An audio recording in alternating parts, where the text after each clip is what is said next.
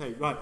So, thank you. Right, so we're here today now at Christchurch Chats, and today we're chatting about our favourite Bible stories. Now, we're down on the panel because Paul's in work and Hazel is all in things, but we've done it so we can have a bit more time talking about each of the stories, yeah?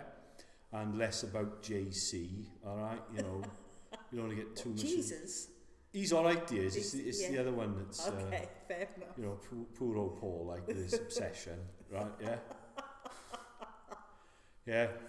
Though it's turned into a party called Political Broadcast on behalf of the Paul Society, you know, Paul Party, right? So, the question we've been asked is, what is our favourite Bible story and why? So, Alison, what's your favourite Bible story and why? The woman at the well, because it must have been very hot and very miserable, staggering along, waiting to go and fetch the water. Obviously nobody liked her much. She was obviously lonely. Quite a character. So she meets Jesus. Instead of being all sweet and nice, she's quite aggressive, really, isn't she? She's not nice to him, is she? No, not particularly. She's quite sarcastic as well, isn't she? But it's the change. It's the running home to tell people, look who I've met. Wow. And they must have looked at her and thought, she has completely altered. She must have looked so thrilled. But it's that, in that story though, it's that deep acceptance that we have of Jesus, is that he deliberately reveals for the first time who he is to an outcast of the outcasts, isn't it? A woman who nobody wants anything to do with. I always think of her as a kind of Jeremy Kyle show guest, really, isn't she? Yes.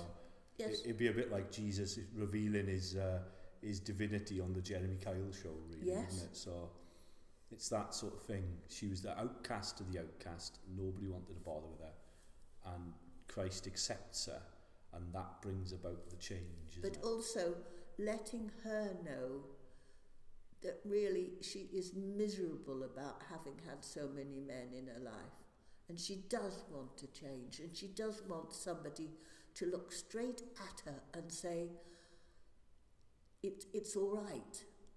You're you. I understand the deep hurting part of you, and you can let it go. It's a chance to begin again, isn't it? Yes. Yeah, and be welled up with the living water, isn't it? I love that. So, yeah. Yes. I like that. It's one of my favourites, that is. I like the woman at the well, you know. And in a way, it doesn't matter how rude you are to Jesus. He doesn't back away. No. He's still there. No. Yeah, he's annoying like that. Yeah. Yeah, he's very irritating like that. You can't tell him, just do one, will you? So because he won't. He won't, no. But it was the exuberant joy, the fact, and when people are coming into this church and they're changing so much, you can see they're looking rather shy and quiet, and then gradually the big smiles, and they're just finding out. It's lovely. It's that joy within, isn't it? And that comes from, though, the sign outside that says, all are welcome. Yes, it does. And it's to do with making the woman of the well story a reality today in what we do and our attitude to everybody who comes here, really, and we'll try into anyway, innit? Because you know, that's always a challenge, innit? All are welcome. You're thinking, well, I don't know about him.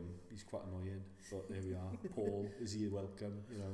Just well, he keeps coming, doesn't he? When he does. He keeps coming, aggravating me. And you made him church warden, you know. Yes, yes, which I still find.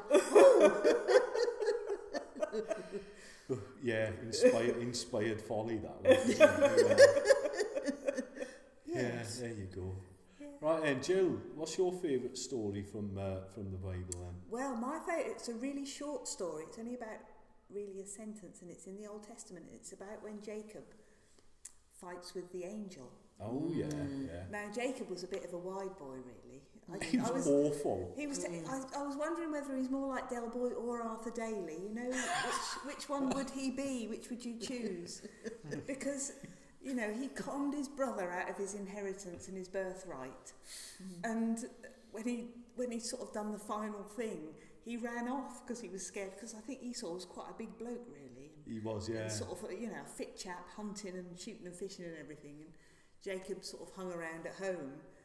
And so, you know, Esau couldn't even bash him up because he'd gone. He was a mammy's boy, really, wasn't he? He was, really. He was a mammy's boy. Yeah, and then he went off to Uncle Laban, who, of course, was the other con man in the family.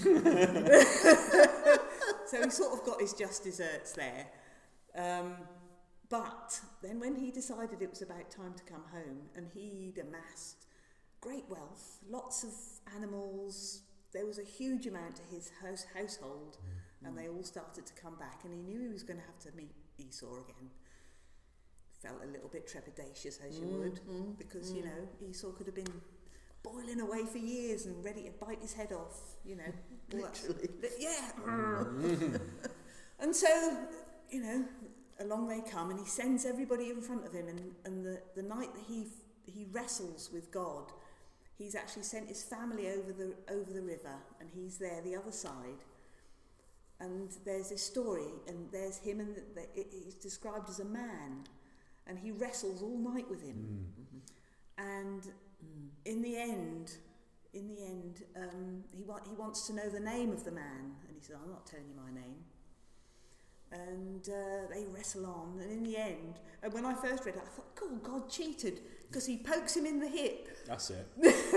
And makes him weak, and then he wins. And I think, how can you do that, God? You're almighty. But because we know it isn't a real story, it didn't really happen, because it's got a tell, hasn't it? Yeah, it's got a tell. There's a tell It's at the got end. a So tell we at know the it didn't end. really literally happen. Yeah, it's a tell. But this wrestling that went on, and we all wrestle with God. And I just think, you know, he might have only wrestled a night, but basically I think wrestling with God is a lifetime's work. Yes. Because he takes you down roads you really don't want to go down, and your weaknesses are shown up. But was it St. Paul said that in my weakness Is my strength. you are my strength, or something like that. In our weakness is our strength. Yes. So I really do like that story, because I feel I'm always being dragged along, going, "No, I don't want to go down here, God," and he takes me anyway. But that's why the story's there, isn't it? Is that Israel is the name that's given to Jacob. Yes. And the Israel meaning the man who wrestles with God. And then it becomes the family that wrestles with God. And it becomes the nation that wrestles with God. And now in the Christian church, we are the church that wrestles with God. We are the new Israel. So the point of the story is that we all wrestle with God.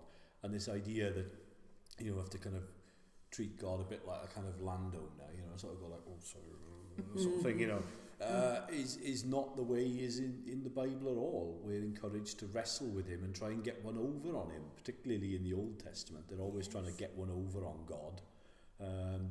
And as well, there's a lot of comedy in there as well. It's just like when he dresses up, doesn't he, and to steal the blessing off his brother and things. Yes, yes. So it's written, and if we can free ourselves from this sort of historicity with it, it's all our stories. We all wrestle with God, and all of us are drawn towards him, but we don't want to be there sometimes. A bit like what I said earlier on, when you say, I wish Jesus would leave me alone. I wish he'd do one.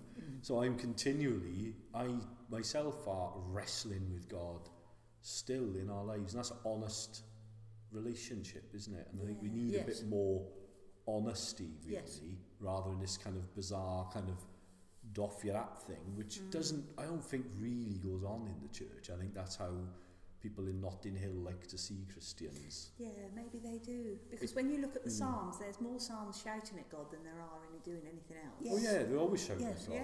Yeah. Yes. And the disciples, yeah, but you've got to remember, really, the way to understand that is, I call it the Boyo test. Right?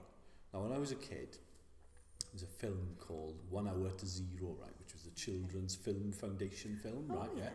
And it was set in Transfynydd, right, where this wayward boy had gone off to Transfynydd. The Transfynydd nuclear power station was going to blow up, right? And all the Welsh people in it, in Transfynydd, couldn't say the word Transfynydd, right? And also as well, kept on referring to each other as boy all the time, right? Now, growing up in South Wales, you're thinking, I've never heard anybody say boy ever, right? But everybody on the BBC in Wales said boy all. Yes. And I realised, even at a young age, that that isn't what Wales is. That's how the BBC likes to think Wales is, because it makes them feel better because they don't have to live there. And I think sometimes when we hear about Christianity, it's the kind of Boyo effect. It's how people want or need Christianity to be in order to feel better about themselves, really, which is quite sort of sad, really. But there you go. So next time you think about that, you think about Boyo. So, which nobody ever says, right? So next week we're going to do some more stories. I'm going to do my story next week, which is the Ark narrative, which is hilarious. It's all to do with people getting piles and things on their bums. It's brilliant. Okay, it sounds it, yes. It's absolutely marvellous, right? Yeah. So not even Paul could top that. Okay, so it's brilliant. So we'll see you next time on Christchurch Chats. Bye. Bye.